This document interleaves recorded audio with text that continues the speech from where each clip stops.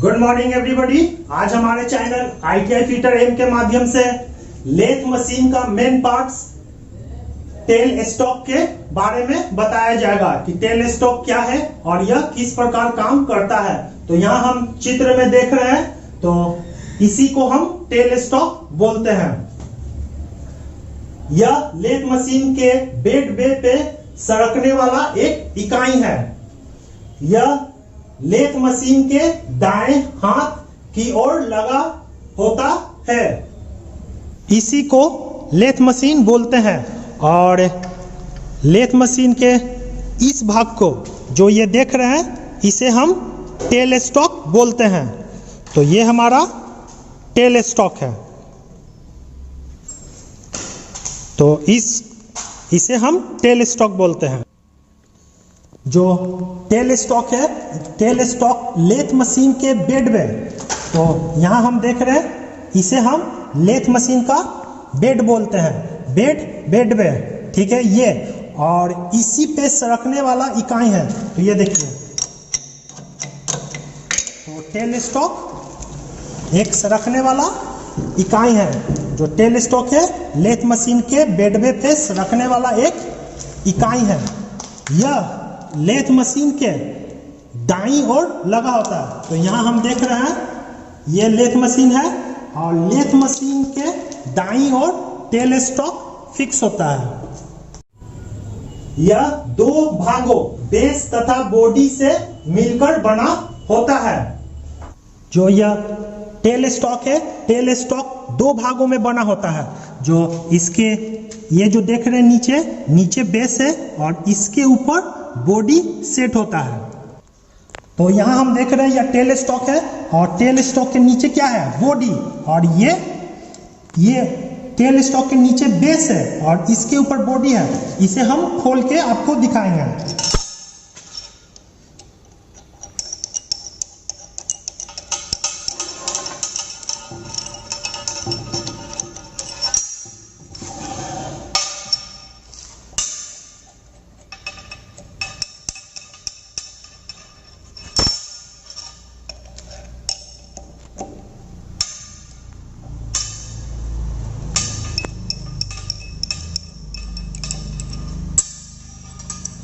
तो ये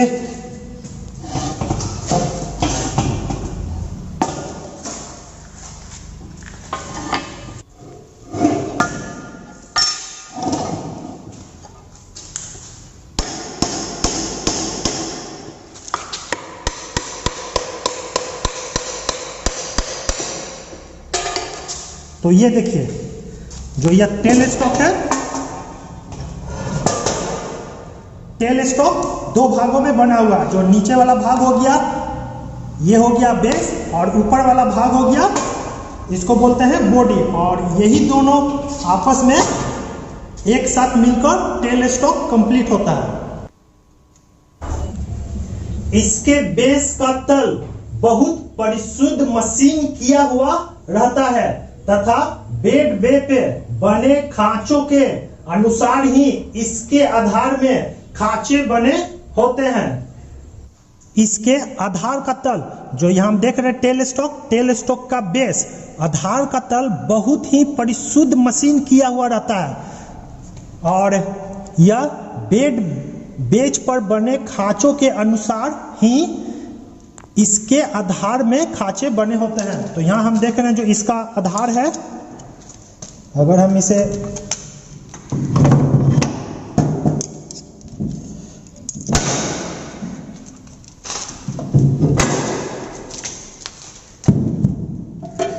तो यहाँ देखिए, इसका आधार देख रहे हैं, ये आधार है और इसमें जो खांचा बना हुआ है वह बहुत ही परिशुद्ध बना हुआ रहता है। और इसका खासा लेथ मशीन के बेड बे में बने जो यह भी है, इसी के भी में जाकर यह सेट होता है। यहाँ देखिए, ये जो भी है यहाँ सेट होता है।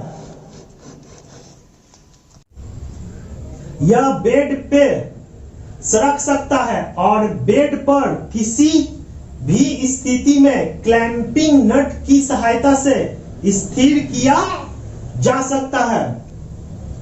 जो टेल स्टॉक है या बेड पे, जो लेथ मशीन का बेड है, बेड पे क्या होता है, सरक सकता है।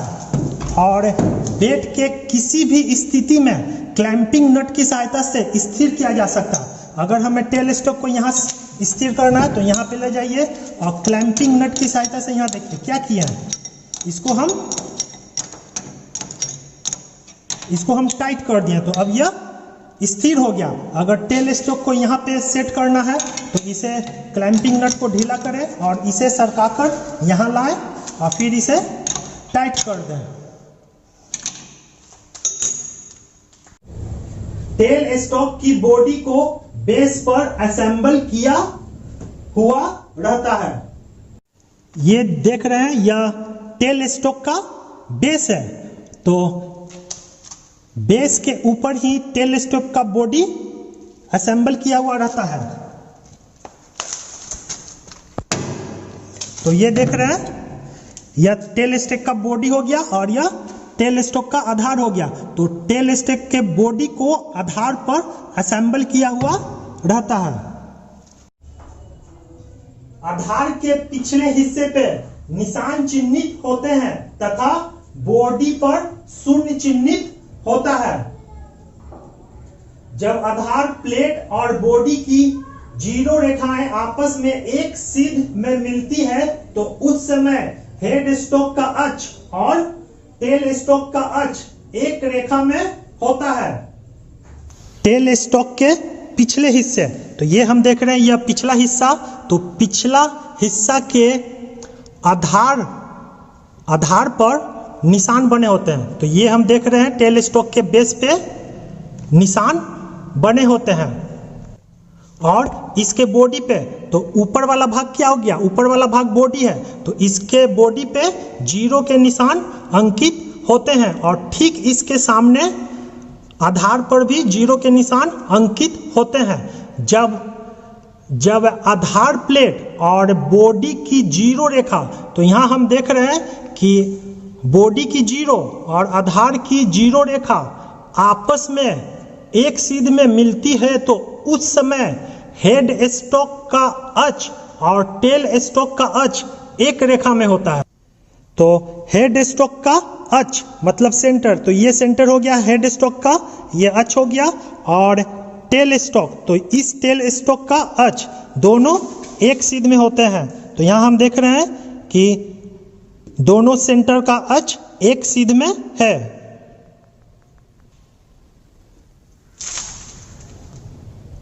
टेल स्टॉक की बॉडी और बेस कास्ट आयरन के बने होते हैं। तो यहां हम देख रहे हैं टेल स्टॉक का जो बेस है और जो बॉडी है दोनों कास्ट आयरन के बने होते हैं।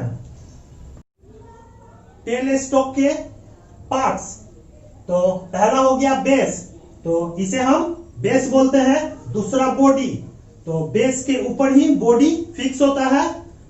तीसरा स्पिंडल या बैरल, जो ये देख रहे हैं इसे हम स्पिंडल या बैरल बोलते हैं। चौथा स्पिंडल लॉकिंग लीवर, तो ये हो गया हमारा स्पिंडल लॉकिंग लीवर। पांचवा ऑपरेटिंग स्क्रू रड, तो ये जो देख रहे हैं यह हो गया ऑपरेटिंग स्क्रू रड। ये हो गया ऑपरेटिंग नट, तो ये देख रहे हैं यह हो गया ऑपरेटिंग नट। सातवां टेल स्टॉक हैंड व्हील, तो यह हमारा हो गया टेल स्टॉक हैंड व्हील। आठवां की, तो ये हो गया हमारा की। और नौवां हो गया सेट स्क्रू या सेट ओवर स्क्रू, तो यह हमारा हो गया सेट स्क्रू या सेट ओवर स्क्रू। 10वां हो गया क्लैंपिंग बोल्ट, जो ये दोनों देख रहे हैं यह हमारा हो गया क्लैंपिंग बोल्ट। टेल स्टॉक के पार्ट्स, तो ये हम देख रहे हैं जो नीचे वाला है, नीचे वाला आधार हो गया, इसके ऊपर जो सेट है इसे हम बॉडी कहते हैं और इस भाग को स्पिंडल बोलते हैं। और ये हो गया स्पिंडल लॉकिंग लीवर हो गया। और इसी के अंदर जो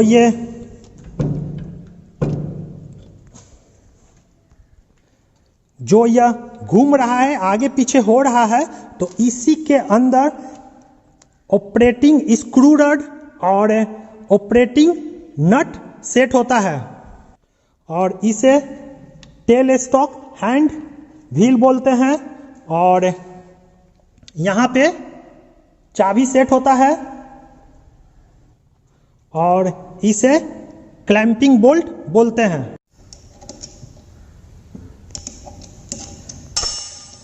अब हम टेल स्टॉक के सभी पार्ट्स को खोल के दिखाएंगे।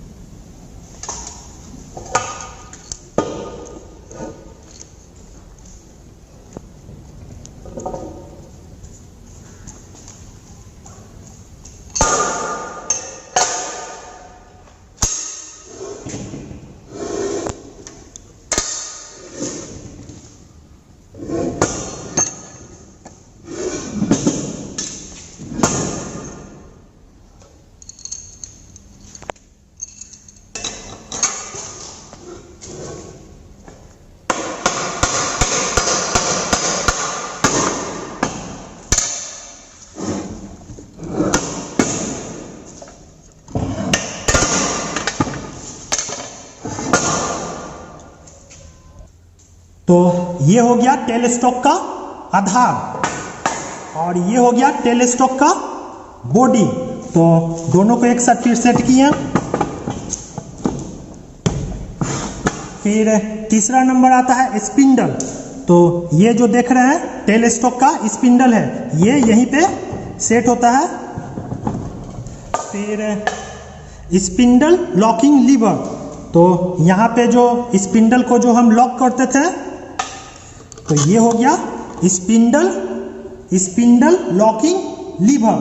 अब ऑपरेटिंग रड स्क्रू, तो ये जो देख रहे हैं इसे हम बोलते हैं ऑपरेटिंग स्क्रू रड। और फिर ऑपरेटिंग नट जो ये देख रहे हैं, तो इसे बोलते हैं ऑपरेटिंग नट। इसी में ये स्पिंडल कसाता है इस प्रकार। फिर टेल स्टॉक हैंड व्हील, तो इसे हम टेल स्टॉक हैंड व्हील बोलते हैं। फिर चाबी, तो ये हो गया चाबी। चाबी यहाँ पे सेट होता है, ये जो ये देख रहे हैं यहाँ पे चाबी सेट होता है। और ये चाबी, ये जो ग्रुप कटा हुआ है इसी में सेट होता है। इससे ये होता है कि यह स्पिंडल नहीं घूम पाता है। ये हो गया चाबी और चाबी यहाँ सेट होता है।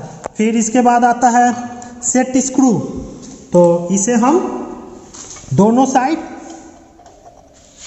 ये दोनों साइड हो गया सेट स्क्रू। इसी के सहायता से हम किसी जॉब में टेपर काटते हैं। और लास्ट हो गया हमारा क्लैंपिंग बोल्ट, जो ये देख रहे हैं ये हो गया क्लैंपिंग बोल्ट। इसी को नीचे लगाकर हम मशीन के बेड में यह सेट होता है। तो इस प्रकार हमारा टेल स्टॉक के सभी पार्ट्स कंप्लीट होते हैं। टेल स्टॉक के कार्य, तो हैंड व्हील को घुमाकर बैरल को आगे पीछे सरकाया जा सकता है। बैरल को किसी भी स्थिति में लॉक किया जा सकता है। जो यह टेल स्टॉक देख रहे हैं, तो टेल स्टॉक के हैंड व्हील, इसे हम हैंड व्हील बोलते हैं। तो हैंड व्हील को घुमाकर हम ये जो स्लीव या बैरल है इसे हम आगे पीछे कर सकते हैं।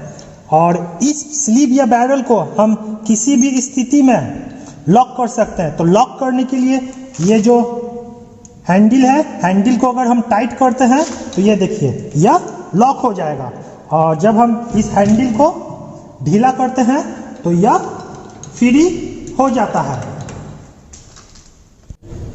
बैरल में टेपर सैंक वाले कटिंग टूल्स फिक्स करने के लिए बैरल के फ्रंट में खोखले सिरे में मॉर्स टेपर दिया रहता है। तो यहां हम देख रहे हैं जो यह स्पिंडल है, टेल स्टॉक का जो स्पिंडल है, तो इसके आगे वाला भाग जो खोखला होता है यह टेपर में होता है, और यह टेपर मॉर्स टेपर में कटा होता है, ताकि जो कटिंग टूल का जो सैंक है वो भी टेपर में होता है, और यह टेपर सैंक स्पिंडल के टेपर होल में सेट हो जाए। जो यह बैरल देख रहे हैं, तो बैरल में टेपर सैंक वाले कटिंग टूल, जैसे कि ये देखिए ये ट्विस्ट ड्रिल है, तो इसका सैंक क्या है, टेपर है। ड्रिल चक देखिए, तो इसका सैंक क्या है, टेपर है। ये जो सेंटर देख रहे हैं, तो सेंटर का भी सैंक टेपर है। तो इस टेपर सैंक को इसमें जो स्लीव या बैरल के सेट होने के लिए इसके आगे का मुंह मॉर्स टेपर में बना होता है। तो यहां हम देख रहे हैं, तो ये जो देख रहे हैं इसका आगे वाला मुंह में टेपर कटा हुआ रहता है, जो स्टैंडर्ड मॉर्स टेपर होता है, और इसी के अनुसार इस सभी में टेपर कटे होते हैं, और जिसके सहायता से यह फिक्स होता है। ये देखिए फिक्स हो गया, फिर इसे भी फिक्स हो गया, फिर ये भी फिक्स हो गया। कभी कभी बैरल की चाल को सूचित करने के लिए बैरल पे निशान बने होते हैं। कभी कभी जो यह स्लीव या बैरल है, इसके चाल को सूचित करने के लिए बैरल पे निशान बने होते हैं। तो यहाँ देखिए यह स्लीव या बैरल पे निशान बने होते हैं, और जब हम इसके हैंडल को घुमाते हैं तो ये देखिए, तो यह स्लीव या बैरल निशान के सहायता से आगे पीछे होते हैं। एडजस्टिंग स्क्रू की सहायता से बॉडी को आधार पर आड़ा सरकाया जा सकता है। सरकाने की मात्रा को बॉडी और बेस पर बने निशान की सहायता से गति को पढ़ा जा सकता है। इस व्यवस्था को टेपर खरादने के लिए टेल स्टॉक को ऑफसेट किया जाता है। तो यहां हम देख रहे हैं कि यह एक टेपर जॉब है, तिरछा कटा हुआ जॉब है। तो टेपर जॉब को लेथ मशीन पे काटने के लिए हमें टेल स्टॉक को ऑफसेट करना पड़ता है।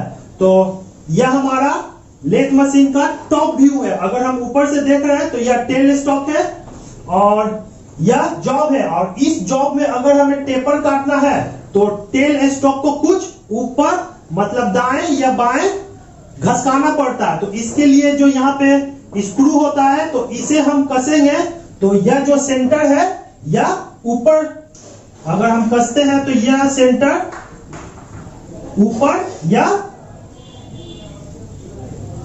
ऊपर या नीचे होगा। तो जब यह ऊपर या नीचे होगा तो ये जॉब भी क्या होगा, ये जॉब भी तिरछा बंधाएगा। तो यहां हम देख रहे हैं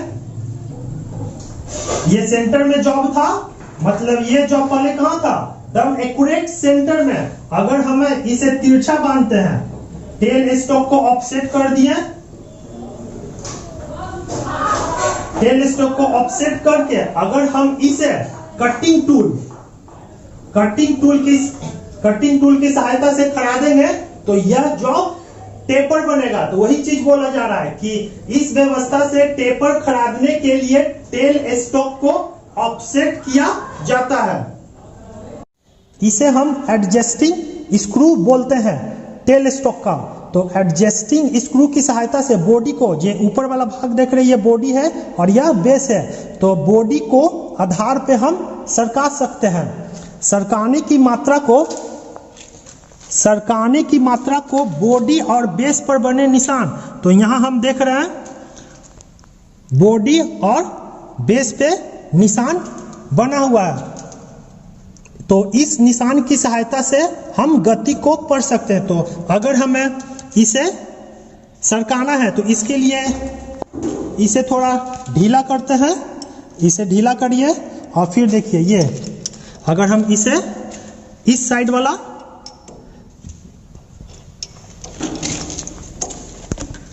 वाला कसते हैं तो यहाँ देखिए ये, तो इसका बॉडी टेल स्टॉक का बॉडी इधर सरक रहा है। यहाँ देखिए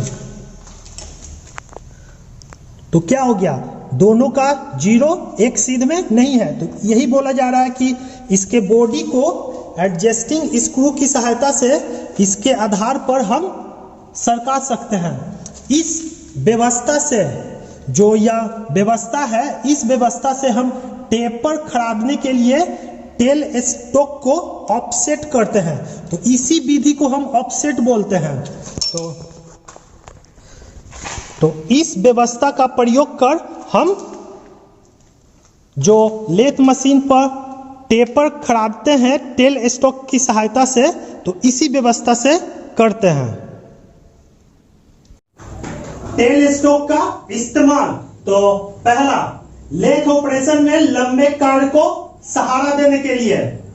यहां हम देख रहे हैं कि यह एक लंबा जॉब है। तो लेथ ऑपरेशन में लंबे कार्ड को सहारा देने के लिए डेड सेंटर लगाने के लिए टेल स्टॉक का प्रयोग किया जाता है। तो इस लंबे जॉब को सपोर्ट करने के लिए इस सेंटर को टेल स्टॉक में सेट करते हैं और फिर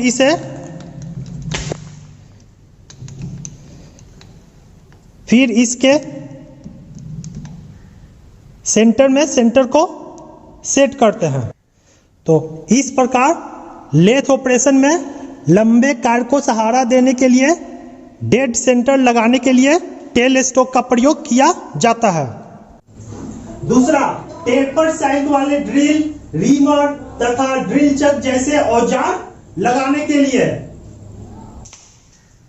इस जॉब में अगर हमें ड्रिल करना है तो इसके लिए ये देखिए ड्रिल चक, तो ड्रिल चक को टेल स्टॉक के स्लीव में लगाया जा सकता है। फिर ये जो ट्विस्ट ड्रिल है, ट्विस्ट ड्रिल को भी टेल स्टॉक के स्लीव या बैरल में सेट कर सकते हैं। फिर ये जो सेंटर है, सेंटर को भी टेल स्टॉक के स्लीव या बैरल में सेट कर सकते हैं। तो इस प्रकार टेपर सैंक वाले ड्रिल, ड्रिल चक और सेंटर को लगाने के लिए टेल स्टॉक का प्रयोग होता है। तीसरा, आधार के संदर्भ में टेल स्टॉक की बॉडी को ऑफसेट करते हुए बाहरी टेपर खरादने के लिए। तो तीसरा में हम देख रहे हैं कि आधार के संदर्भ में मतलब लेथ मशीन का जो बेड होता है उसके संदर्भ में अगर हम ये टेल स्टॉक है तो टेल स्टॉक के स्क्रू को अगर हम कसेंगे तो टेल स्टॉक का जो ये सेंटर है तो सेंटर कुछ या सेंटर दाएं बाएं मतलब कि कुछ आगे पीछे हम इस टेल स्टॉक को कर सकते हैं। तो इससे यह फायदा होता है कि इसे टेल स्टॉक को ऑफसेट कर कर हम टेपर जॉब जो ये देख रहे हैं ये हमारा टेपर जॉब है, मतलब तिरछा कटा हुआ जॉब है। तो इस जॉब को हम टेल स्टॉक को ऑफसेट करके करते हैं। यहां हम देख रहे हैं कि यह हेड स्टॉक है तो दोनों सेंटर में जॉब बंधा हुआ है और यहां हम अगर कटिंग टूल रखते हैं, कटिंग टूल यहां रखते हैं और फिर इसे घुमाते हुए यहां पे लाते हैं तो दोनों समानांतर है, क्योंकि ये जो लाइन देख रहे हैं दोनों एक ही अक्ष में है। अगर हम इसे ऑफसेट करेंगे तो अगर हम जॉब को थोड़ा नीचे इस पोजीशन पे, यहां हम क्या किए थोड़ा सा ऑफसेट किए तो जॉब कहां बंधाएगा, तो जॉब यहां से तिरछा बंधाएगा। तो यहां हम देख रहे हैं कि सेंट्रल लाइन अक्ष रेखा से जॉब क्या हो गया, तिरछा बंधा हुआ। तो यहां देखिए जो कटिंग टूल है और ये कटिंग टूल है, दोनों का कटिंग टूल में क्या हो गया, यहां कटिंग टूल टच कर रहा है और यहां कटिंग टूल टच नहीं कर रहा। तो जब हम कटिंग टूल को आगे वाला भाग काटेंगे यहां से, तो क्या हो गया, यह जॉब को तिरछा काटेगा। तो इसीलिए बोला जा रहा है कि आधार के संदर्भ में टेल स्टॉक की बॉडी को ऑफसेट करते हुए बाहरी टेपर खरीदने के लिए टेल स्टॉक का इस्तेमाल किया जाता है। तो अभी हम लेथ मशीन के चक को इसके स्पिंडल से हटाएंगे। इसे ढीला करते हैं और फिर इसे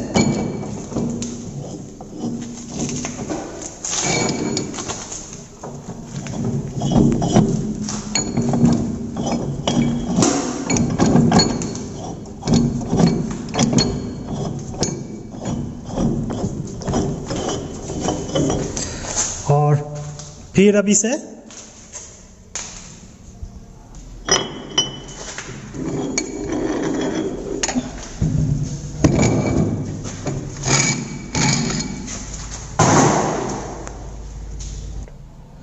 और अब इस स्पिंडल स्लिप को लेथ मशीन के मेन स्पिंडल के नोज में सेट करेंगे इस प्रकार, और फिर सेंटर को यहां सेट करेंगे और इस ड्राइविंग प्लेट को इस पर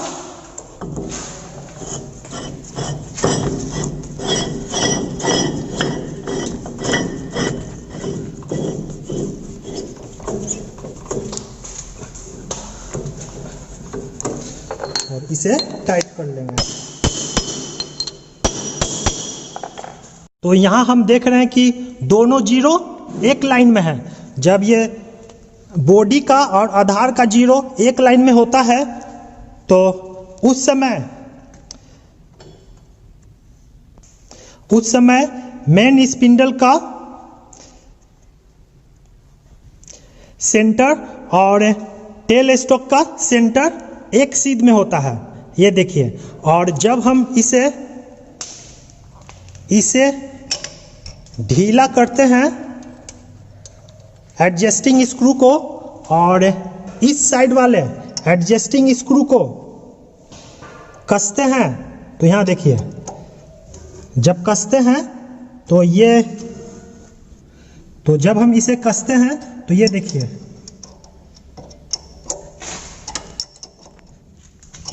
तो जीरो लाइन यहां देखिए क्या हो रहा है, इधर घसक रहा है।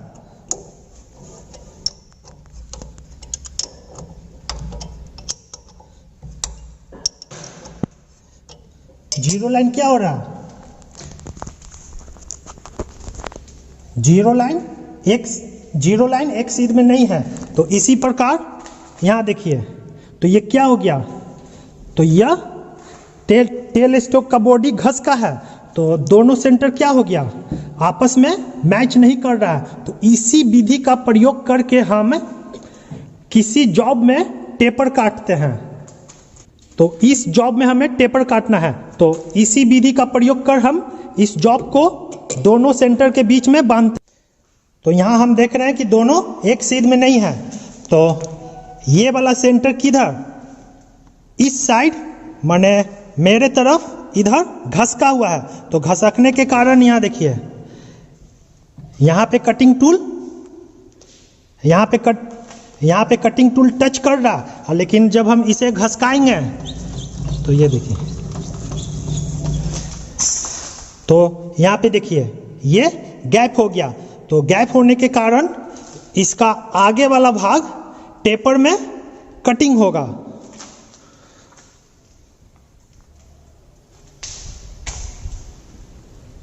चलो